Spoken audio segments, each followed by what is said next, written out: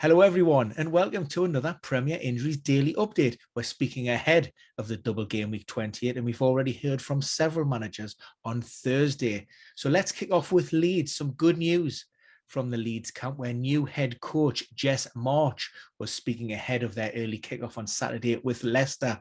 Now, the good news is Patrick Bamford does have an outside chance of making the squad. It won't be anything more than the bench to kick off with. He rejoined the group on Thursday, so that puts him in with a chance. There was also a positive update on Calvin Phillips and Liam Cooper. Both players are making excellent progress, although this weekend will come slightly too soon. So in the non-too-distant future, they could be involved. There are question marks with regards to Diego Llorente. The Spaniard did not train on Thursday. We don't know the problem there, but the new coach said that he is questionable for the weekend. Now, we've had a little look at how the new manager could set things up. Local reporters suggest that he does tend to favour a 4-2-2-2-2, but I have seen evidence when he was at RB Leipzig of maybe going with a 4-2-3-1. That's a distinct possibility. There's definitely going to be a change of tactics and style. Jess Marsh mentioned that this week's been spent a lot of video analysis, a lot of work on tactics, a lot of working on the styles of players going forward. And he did reference that the players are looking really excited at implementing some of these new plans and putting these new strategies in place. So one to watch should be a kind of game there on Saturday afternoon, like I say, the early kickoff, 12:30 GMT. Elsewhere, we've obviously had a lot of fifth round FA Cup ties midweek, and for some teams that has come at a little bit of a cost. We'll touch upon Ralph Hasenhüttl at Southampton. He made 9 changes for the win over West Ham. Like I say, and that was a mixture of resting players, but also injuries. Salazar, he missed that game, tight hamstring.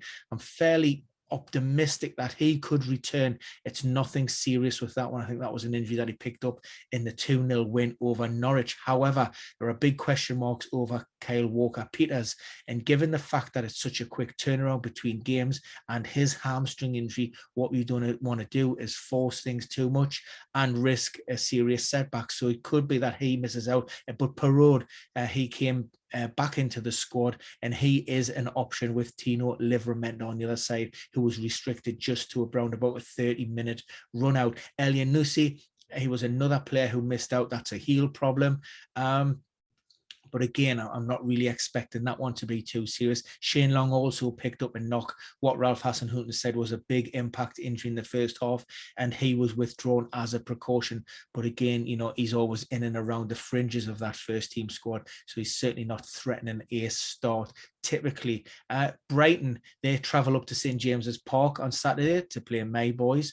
Adam Lallana was expected earlier on the week that he would miss out, but he has made some good progress. If that continues, he will train with the group on Friday, and as such, that would put him in contention. But again, given the fact that he's missed around 10-14 days, it might be just a little bit too early for him to get a start. Jeremy Sermiento spent several months on the sidelines following surgery on a hamstring problem. He is training, and as such does come into contention, but after such a long time out, he will lack fitness and sharpness, and the best he could possibly hope for is a place on the bench. Bad news with regards to Adam Webster. He was recovering quite well from a groin problem, suffered a minor setback ahead of game week 27, and that setback means that he's in a race against time to return before the international break. An outside chance, I think it is, for the game against Tottenham in game week 30.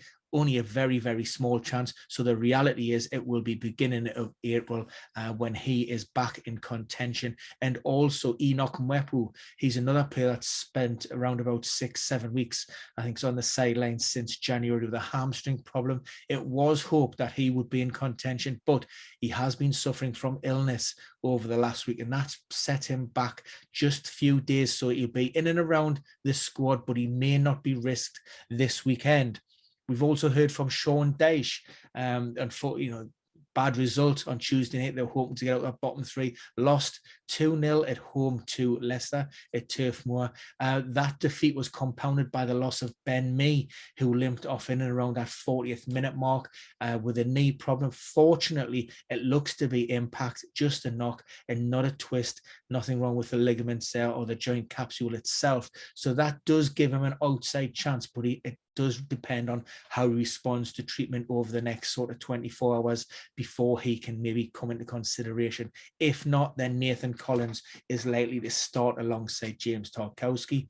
At left back, Charlie Taylor, he looks to be locked in, certainly until at least the international break. Eric Peters, he suffered his own knee problem, and Sean Dice expects him to be out for a few weeks. Like I say, only an outside chance of maybe making game week 30 elsewhere. Johan Berg-Gudmundsson, we've seen him in a protective cast. That right calf injury looks like it's going to keep him out of the squad for some time.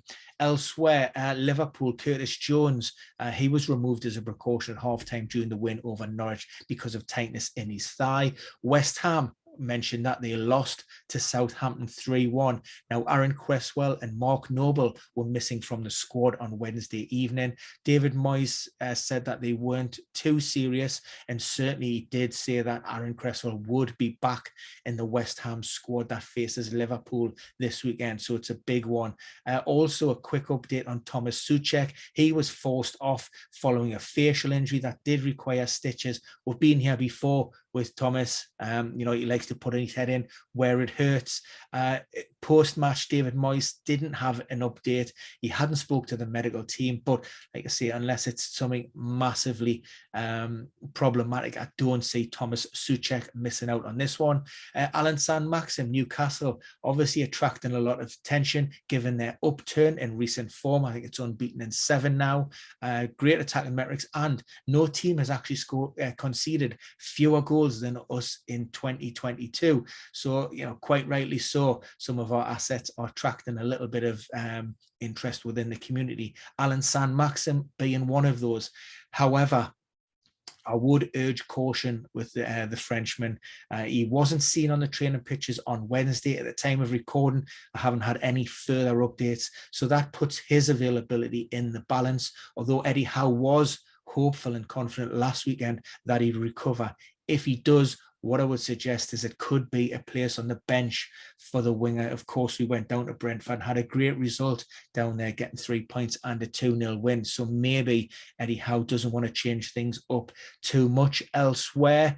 Ricardo Pereira, he picked up or complained of a tightness in his hamstring during that win at Turf Moor. Brendan Rodgers said that he took him off as a precaution. He didn't want to risk him suffering a serious injury. So again, that looks like there's question marks over him, but Brendan Rodgers did mention the fact that Mark Albrighton came on in that right back spot and did really, really well. So that could be an option for the Foxes. And also Pep Guardiola initially thought that the withdrawal of Nathan Ake and Ruben Dias was a tactical switch at Peterborough. That wasn't to be the case. Ake picked up a yellow card. Obviously, Pep didn't want to take any chances and risk him getting sent off. Well, Ruben Dias complained of a problem in his leg, so that was injury related. However, again, I think it was more precautionary given the fact that it was the FA Cup, and without any disrespect to Peterborough, they had the personnel to come on from the bench, and as we've seen, they got the result to put them through to the quarter-final stages of the Cup. So that's it for now. Because we have the deadline on Saturday, we will have a full injury roundup on Friday as well. So if you're not subscribed, then please press the button and you will be notified as soon as those videos drop. And please, if you want, pop your comments in the messages box below and we will get back to you. So see you again very, very soon.